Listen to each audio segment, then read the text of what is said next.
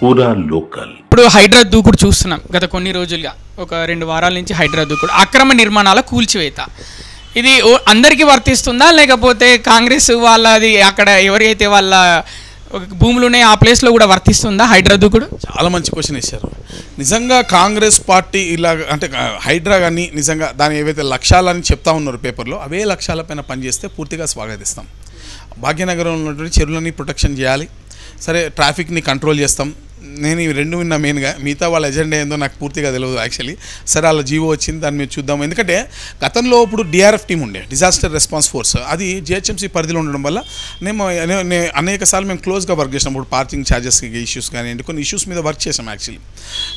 Covid టైంలో కానీ వేరే వేరే సందర్భాల్లో కానీ రాత్రి డిజాస్టర్లు జరిగినప్పుడు ఇమీడియట్గా వాళ్ళతో మాట్లాడడం మాకు వాళ్ళతో ఇది ఉండే. కానీ ఇప్పుడు ఒక ఐజీ లెవెల్ ఆఫీసర్ పెట్టేసరికి మాకు కనెక్టివిటీ లేకుండా పోయింది హైడ్రా అనేది. అంటే జిహెచ్ఎంసీకి సంబంధం లేకుండా జిహెచ్ఎంసీ ప్రజాప్రతినిధులు ఎవరైతే ఉన్నారో వీళ్ళకి అందుబాటులో లేకుండా వెళ్ళిపోయింది. Point number 1.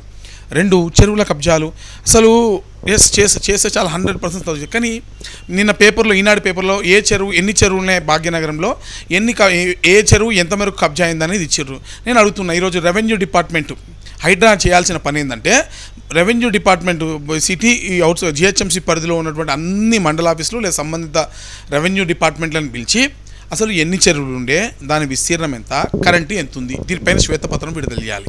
ఈ శ్వేతపత్రం విడుదల చేసి కరెంటుగా ఇక్కడ ఉన్నటువంటి పర్మిషన్స్ తీసుకున్న టెంపరీ హాల్ట్ చేసి కన్స్ట్రక్షన్స్ని, ఈ పర్మిషన్స్ ఇచ్చిన అధికారులపై చర్యలు తీసుకోవాలి కదా.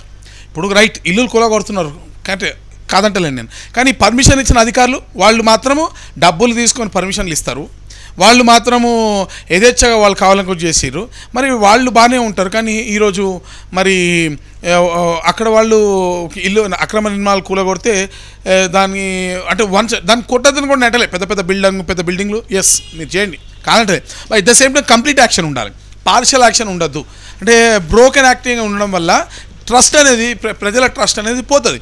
అసలు దొంగలు ఎవరో పూర్తి స్థాయిలో పట్టుకొని అసలు నేను చెప్పినట్టుగా రెవెన్యూ డిపార్ట్మెంట్ నుంచి తీసుకొని దానికి ఒక శ్వేతపత్రం క్లియర్ చేసి ఒక రోడ్ మ్యాప్ చేసి, ఇది మా రోడ్ మ్యాప్, మేము ఇట్లా చేస్తున్నాము, ప్రతి చెరువును సంరక్షిస్తాం, చేయండి, బరాబర్ హైడ్రా వెనుక మేము కూడా ఉంటాం. అందరికీ న్యాయం చేకూరేలా అంటే పార్షియాలిటీ చూపిస్తున్నారు దాంట్లో. అందరికీ న్యాయం చేకూరేలా చేస్తే, కొందరికే న్యాయం చేకూరేలా కాకుండా కాంగ్రెస్ పార్టీ నాయకులు ఎవరి మీద కక్ష కడితే వాళ్ళపైన మాత్రమే హైడ్రా పనిచేస్తే మాత్రం మేము ఊరుకోము.